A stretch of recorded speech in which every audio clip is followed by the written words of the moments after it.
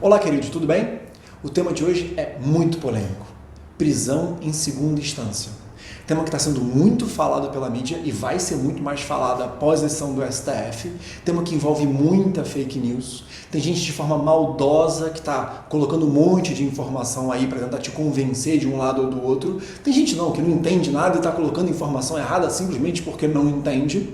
Então, será que depois da decisão do Supremo Tribunal Federal vai ter um monte de gente perigosa aí solta nas ruas? Centenas de milhares de pessoas vão ser soltas? Não, isso é falso. Para que você entenda essa discussão, eu vou ter que te ensinar três conceitos muito importantes. Primeiro conceito, trânsito em julgado. Segundo conceito, prisão cautelar. E terceiro conceito, execução provisória da pena. Vamos para o primeiro, trânsito em julgado, é o mais fácil. Trânsito em julgado é aquele momento processual em que não cabe mais recurso. É o fim do jogo, acabou. Então não é mais possível recorrer e, naturalmente, aquela decisão é a última decisão de todas. Segundo conceito, prisão cautelar. Prisão cautelar é aquela que pode acontecer em qualquer momento do processo, independentemente de ter havido já uma condenação ou não. A prisão cautelar, em via de regra, acontece por dois principais motivos. Um primeiro motivo é em defesa do próprio processo, ou seja, aquele réu, por exemplo, ele está tentando destruir uma prova, ou ele está intimidando uma testemunha, e aí é necessário prender aquele réu antes mesmo de haver uma condenação. Ou, por exemplo, aquele réu pode ser muito perigoso para a sociedade. Então é melhor que se prenda ele logo, de forma a cautelar a própria sociedade, proteger a sociedade. Isso é prisão cautelar. Ah, João, então o Supremo Tribunal Federal vai decidir sobre esse tipo de prisão cautelar? Não. Esse tipo de prisão é pacífico, ele pode acontecer, ele vai continuar acontecendo. A decisão que vem por aí do Supremo Tribunal Federal é uma decisão sobre prisão em segunda instância, ou seja, terceiro tópico, execução provisória da pena, que basicamente é o seguinte: já houve uma condenação em primeira instância do juiz monocrático, aquele juiz de primeira instância. Essa decisão foi para o tribunal e o tribunal, lá pelos desembargadores, também decidiu condenar. A partir desse momento, ainda não houve o trânsito em julgado, porque ainda é possível se recorrer para o Supremo Tribunal Federal, um recurso extraordinário, ou recorrer para o Superior Tribunal de Justiça, um recurso especial. Mas mesmo sem o trânsito em julgado, o que o Supremo vai decidir é se nesse momento, após o duplo grau de jurisdição, primeira instância e segunda instância, já é possível prender aquele condenado, mesmo sem o trânsito em julgado. Bem, e por que essa decisão do Supremo que vem por aí é tão polêmica? Basicamente porque ela envolve aqueles condenados em segunda instância que não oferecem tanto perigo iminente à sociedade, que são justamente os casos de colarinho branco, ou seja, aqueles casos de crime de corrupção, envolvem a Lava Jato. Então essa decisão do Supremo, ela pode ser uma decisão que pode liberar todos esses condenados em segunda instância e deixar que eles aguardem o trânsito em julgado, ou seja, aguardem a última decisão que vai vir lá pelo Supremo Tribunal Federal em liberdade, ou essa decisão pode dizer que essas pessoas continuarão presas. Esse tema é tão polêmico e tão complexo que o próprio Supremo Tribunal Federal já alterou várias vezes o seu posicionamento. Só para você ter uma ideia, de 92 até 2009, o entendimento do Supremo Tribunal Federal era de que era possível a prisão após segunda instância, a execução provisória da pena.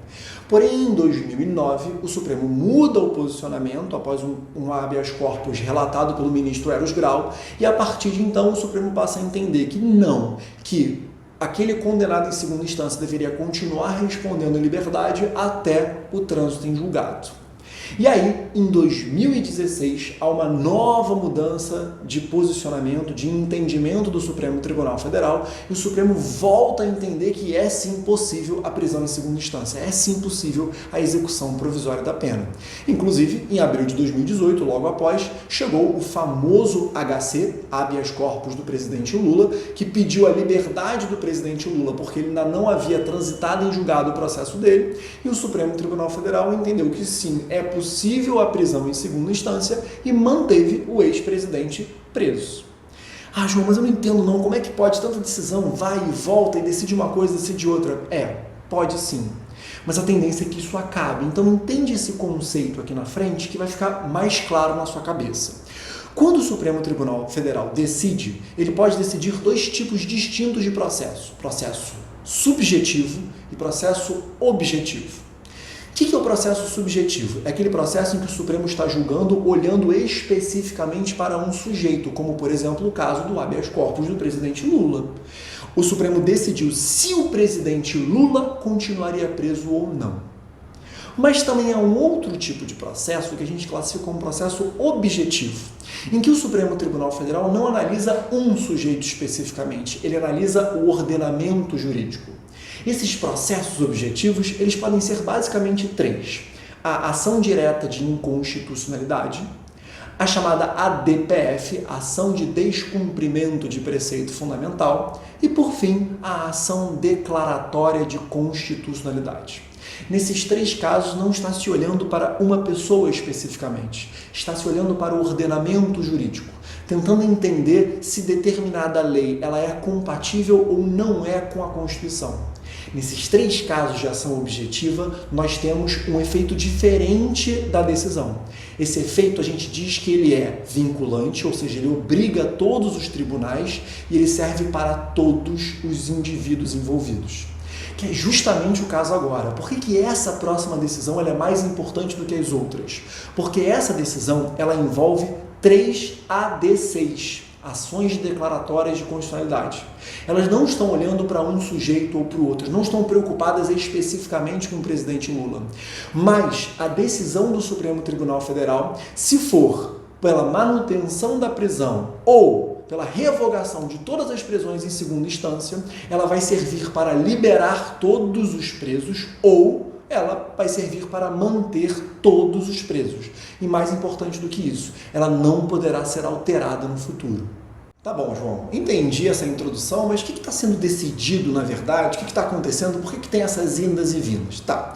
O que está sendo decidido são 3 AD6, ADC 43, ADC 44 e ADC 54. As 3 AD6, elas querem declarar a constitucionalidade de um artigo, que é o artigo 283 do Código de Processo Penal, em relação à Constituição. Ou seja, essas 3 ações, elas estão pedindo para que o Supremo Tribunal Federal declare que esse artigo que existe, ele é constitucional e obrigue todos os juízes a aplicarem esse artigo. O que o artigo fala? Vamos ler comigo aí. Ele fala assim, ninguém poderá ser preso senão em flagrante delito ou por ordem escrita e fundamentada da autoridade judiciária competente, em decorrência de sentença condenatória transitada em julgado.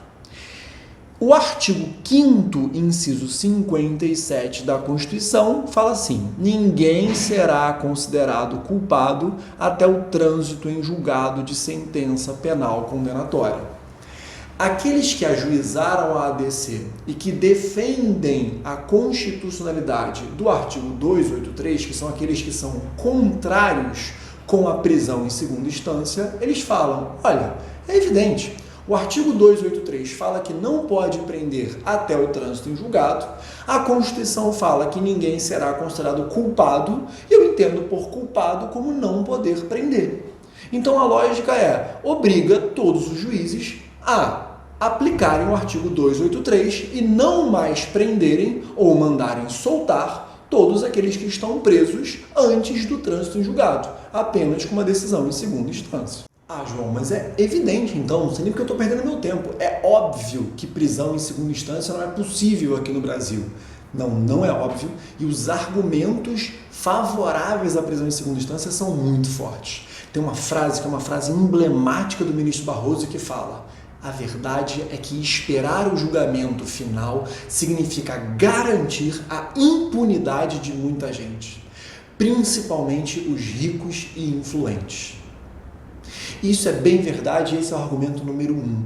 Um argumento de que aguardar até o trânsito em julgado vai gerar um descrédito muito grande da decisão judicial, porque isso demora muito tempo, pode demorar 10, 15 anos após uma decisão em segunda instância para que a pessoa seja presa.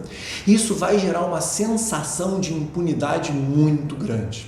O que se espera é pela prisão, principalmente após a decisão em segunda instância. Então tem uma comoção popular por essa prisão. Segundo ponto, e um segundo argumento do ponto de vista mais técnico, aqui sem juridiquês para você entender. Tanto o STF quanto o STJ não são um terceiro grau de jurisdição, não é um terceiro grau de recurso, não é uma extensão do duplo grau de jurisdição. Na verdade, no STJ vai um recurso especial e no STF vai um recurso extraordinário. O primeiro, ele só analisa se aquela decisão é compatível com lei federal, enquanto que o segundo, o extraordinário, ele só analisa se aquela decisão é compatível ou não com a Constituição. Em nenhum desses dois casos é possível reanalisar provas, em nenhum desses dois casos é possível reanalisar fatos, matéria fática não se discute. Então a grande questão é que a matéria em si já foi discutida e já foi julgada. Aqui estamos apenas analisando questões de legalidade e de constitucionalidade. Por isso que muitos do direito defendem que é sim possível já a prisão em segunda instância. E se bem que é verdade, isso já acontece em diversos países do mundo. Então, existem argumentos para os dois lados, mas é importante que você entenda a relevância dessa decisão. Caso o Supremo Tribunal Federal entenda agora em ADC que não é possível a prisão em segunda instância, essa decisão ela vale para 4.500 presos, diversos presos de Lava Jato, inclusive o ex-presidente Lula, e ela manda soltar todo mundo tem que ser solto. Caso a decisão entenda que é sim possível segunda instância, todo mundo continua preso e outras pessoas que forem julgadas e condenadas em segunda instância poderão ser presas. Não necessariamente serão presas, mas caso lá o juiz entenda que elas devem ser presas, sim, elas serão recolhidas. Basicamente é isso. Espero que vocês tenham gostado. Sem muito juridiquês, de forma mais simples, um vídeo mais longo, mas muito importante e muito polêmico. Vamos aguardar aí a tão esperada decisão do Supremo Tribunal Federal.